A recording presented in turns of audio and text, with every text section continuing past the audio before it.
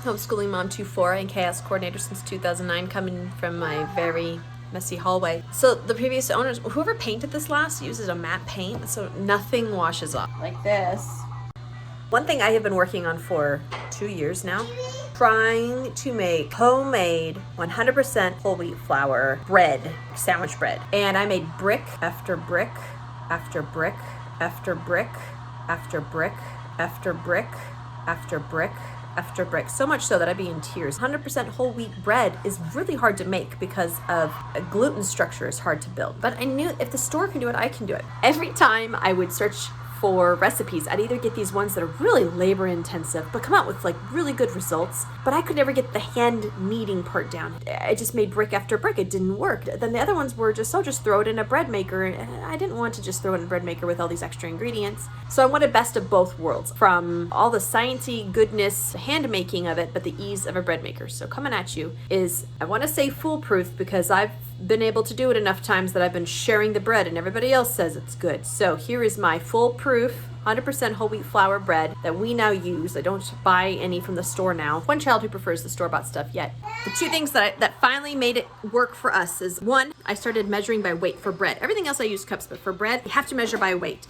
And two, for mixing, I kept burning the motors out of my mixers. I even had a really good KitchenAid and it just wasn't working. You can get really cheap bread makers on Marketplace. It's really expensive to buy new bread makers, but they are a dime a dozen on Marketplace. I bought this one for $15. Editor Kim here. I did my research and double checked this. I just went to Marketplace and I searched all the cities that I know of, big and small, that I've lived in. There are 11 in my current city that are for sale for under $40. The average price was $20. In all the other cities, same thing. The only exception is Dallas. Dallas, I don't know what you're doing there. You guys are overpricing your used bread makers. Anyway, another place you can go to is Goodwill. Get yourself used bread maker. Make sure it has dough setting because that's what you're going to be using this for. This is just the Target brand. So if I do 1/4 of a cup, 42 grams. 1/4 of a cup is 30 grams. I overdid it by almost a full tablespoon or more.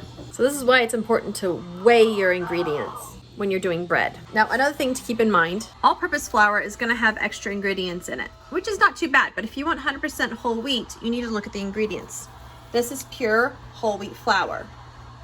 Now, this is important. Oh, do you like me and my husband? This is when we were babies. Aww. I like white whole wheat flour. It's a different grain. Almost every whole wheat flour you'll find in the store is going to be a hearty red. The color is going to be different, and the flavor a little bit. For the most part, whole wheat is whole wheat. I personally prefer the white whole wheat, especially the Whole Wheat Montana brand.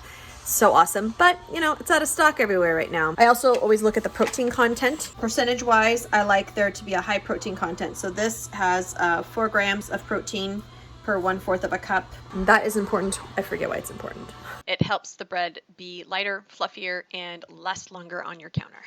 Officially, recipe. This is how I do it. I also want to give credit where credit is due. I started with the recipe linked below, and then I've just taken little things from all these other different recipes and adapted it until I came up with what I have in this video. I don't think it counts as my own recipe, but it's not anything I can link you to because it's a mixture of all these different things that I've tried. Kind of like I built a house out of all the bricks, and now I have my own house. This recipe, by the way, will make 2 loaves of bread. The official ingredients, got this tip from our tribe of many. I put the ingredients here. 700 grams of whole wheat flour, 2 cups of warm water, 1 tablespoon of yeast, 2 teaspoons of salt, 1/3 cup of oil. I use coconut oil. You can use melted butter, canola oil, any oil will do.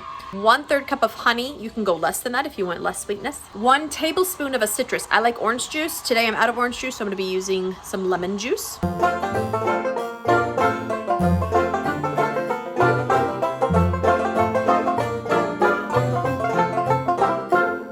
I'll leave a link below as to what a sponge is, but essentially it helps with the flavor and it also helps with rising later. You know, when you take a balloon and you stretch it before you blow into it, it's kind of like that. You're doing that with the gluten when you're making the bread. Here I have just under 400 grams of flour. I always prefer just a little under than over. You can always add more, but you can't take out. I'm going to add 2 cups of warm water. It's warm to the touch from the faucet.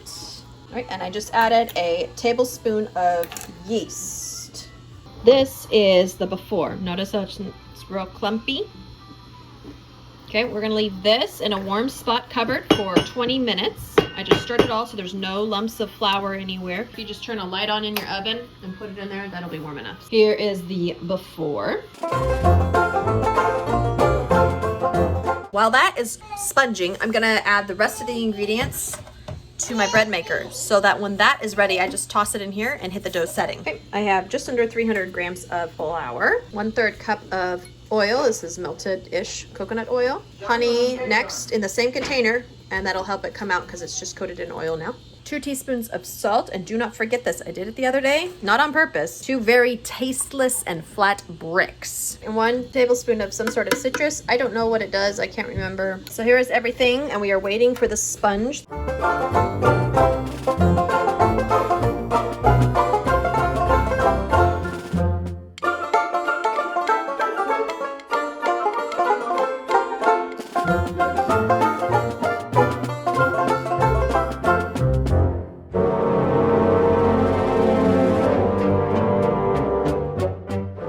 Okay, separate this into 2 loaves. They weigh about 650 each. Form this into a loaf and put it in the loaf pan. It's greased down. First, I'm going to spray my hands down with some oil so that it doesn't stick to my hands. If I use flour, then this will get drier, and I don't want that, so I'm going to use oil on my hands. While I'm forming the loaves, I set the oven to 200 degrees for 2 minutes just to warm it up, and then I turn it off, and that gets the inside of the oven nice and warm and a good place for the bread to rise. When I am forming these loaves, I am not trying to flatten it out. I am trying to gently pinch underneath and make a loaf that is smooth on the top. As you can see here, there's no bubbles or breaks in the gluten structure.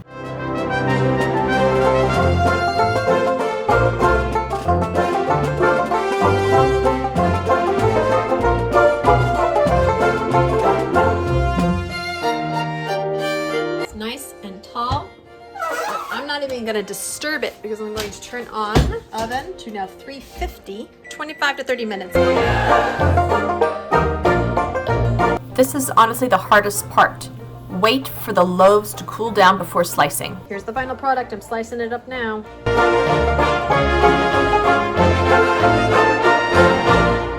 Remember, it's okay to make mistakes, and it's even okay to make mistake after mistake after mistake after mistake. The important part is to learn from them. God bless.